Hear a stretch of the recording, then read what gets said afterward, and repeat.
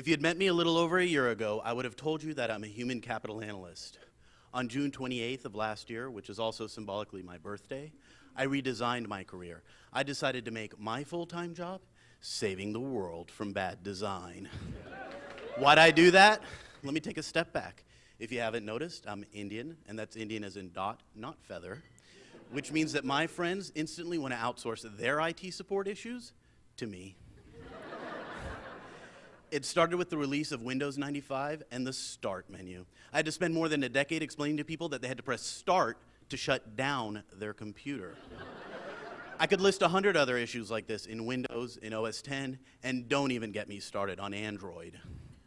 It is these IT support experiences that lifted a veil from my eyes, and suddenly I developed a kind of X-ray vision for bad design.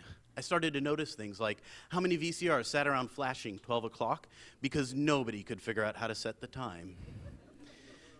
And while operating systems and VCRs may seem trivial, bad design has a significant impact on our lives. Like a blood work report from our doctor.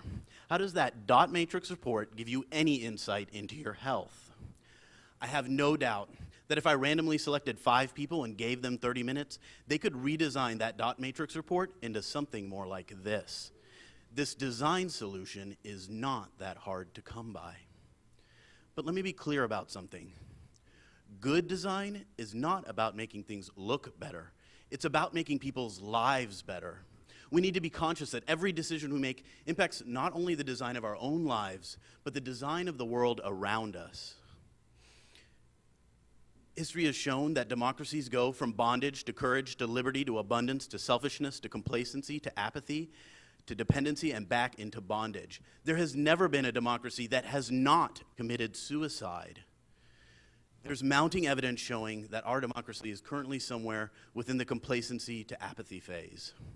We all talk about how bad things are. A dollar buys a nickel's worth, banks are going bust just to be bailed out, the air is unfit to breathe, and the food is unfit to eat. The curative measure that I advocate to you today is design thinking, something that each one of us is capable of. If we view the challenges of our society through the lens of a design problem, these challenges become infinitely more approachable and solvable. The industrial age taught us to be system thinkers. The information age requires us to be design thinkers. We must stop being passive consumers and creators. We are not innocent bystanders to these problems. We participate in them by the way we choose to design our lives and the work we do. The industrial age conditioned us to develop a depth of knowledge in one area of expertise. The digital age requires us to supplement that with a breadth of knowledge. We must all become T-shaped people. So what is design thinking? As I mentioned, design is about making people's lives better, and thinking is about the process we use to ensure that we achieve that goal. It's amazing how applying design thinking to something as simple as a form can change the world. Think about the default options on a form. We live in a country with an abysmal savings rate due to overconsumption.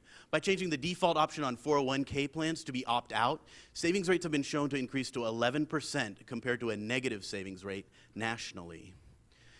Imagine if Apple talked to us this way. The blogosphere would erupt with criticism. In fact, earlier this year, the design community had a hissy fit over Gap's new logo, and this week, TechCrunch's new logo. We need to take that passion and extend it to all aspects of our lives. The next time our government, AT&T, a doctor, an insurance company, anybody gives you something that has been badly designed, that forces you to make a suboptimal decision, you need to get mad. In fact, here's how I recommend you respond. Please say it with me. I'm mad as hell, and I'm not going to take it anymore. In order to form a more perfect union, our founding fathers used design thinking. Thomas Jefferson said, every generation needs a new revolution. Gandhi and Martin Luther King inspired us with passive resistance. Let our generation use design thinking as a form of revolution. We're living in a special moment in history where everything in our lives must be questioned, rethought, and undoubtedly redesigned. If we can all use design thinking, we can build a world that is amazing to live in together. There are people much smarter than me that have talked about this idea of design thinking. And they apply it to ideas like ensuring everyone in Africa has clean drinking water. But I have no idea how to do something like that. What I do know is that the thinking that created these challenges for our society is not the same thinking that will solve these problems. If we can each apply design thinking to the work that we do every day, we can save the world from bad design. Remember, quality isn't job one. Being totally fucking amazing is job one. Thank you.